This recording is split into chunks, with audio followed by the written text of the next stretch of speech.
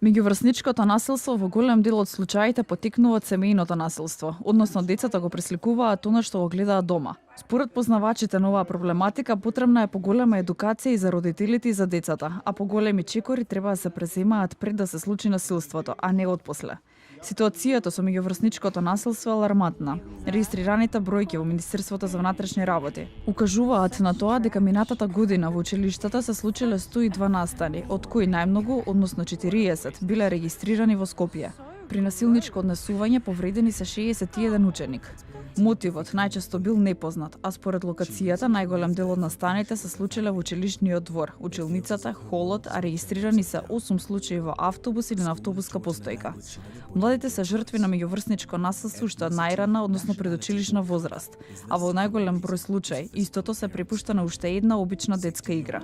Детската амбасада Меѓаше го издаде водичот за превенција и исправување на насилството во училиштата и укажа дека целта е да се препознава насилството, да не се поддржува, да се реагира соодветно и да не се биде соучесник. Не се оди кај стручна служба само кога ќе настане инцидент, туку веќе работат мултисекторски со центрите социјална работа, бидејќи центрите социјална работа се тие кои успеваат да детектираат проблем во однесувањето во одредено семејство и на тој начин апелираат до воспитно-образовниот кадар да на некој дете му се посвети посебно внимание за да се оттргне од канџите на насилство. Родителите велат дека одгледуваат презаштитени деца и дека можеби всушност таму лежи проблемот, но и дека тие носат огромен дел од вината за тоа што се случува меѓу врсниците.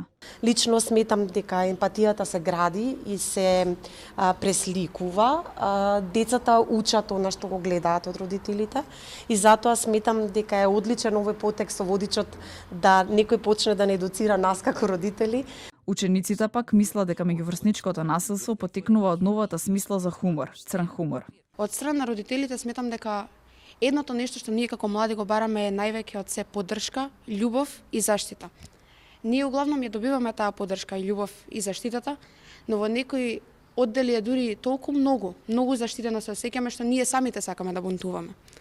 Во секој случај од страна на стручните служби можам да кажам дека исто така се осеќаме заштитено, иако има во главном една негативна асоциација од страна на нас младите за стручните служби. Стручните соработници пак во училиштата велат дека тие треба да бидат медијатори меѓу наставниците, родителите и учениците, а не на децата да им се вели дека доколку направиле нешто погрешно, праќањето во стручна служба е всушност казна. Се соработуваме со сите аспекти на сите субјекти во училиштето и со родителите и со наставниците.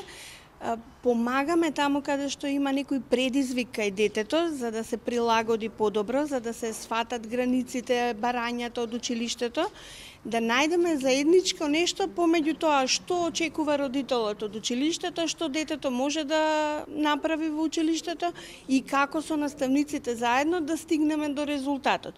Минатата година во МВР биле пријавени вкупно 1097 сторители на семејно насилство, од кои 42 жртви се ќерки, а 50 жртви се синови. Насилството се случува постојано, секаде во различни форми се препознава, односно вербално, физичко, социјално, сајбер малтретирање. Но околината преостанува да го препознае, помогне и да се преземат соодветни мерки за да не се повтори.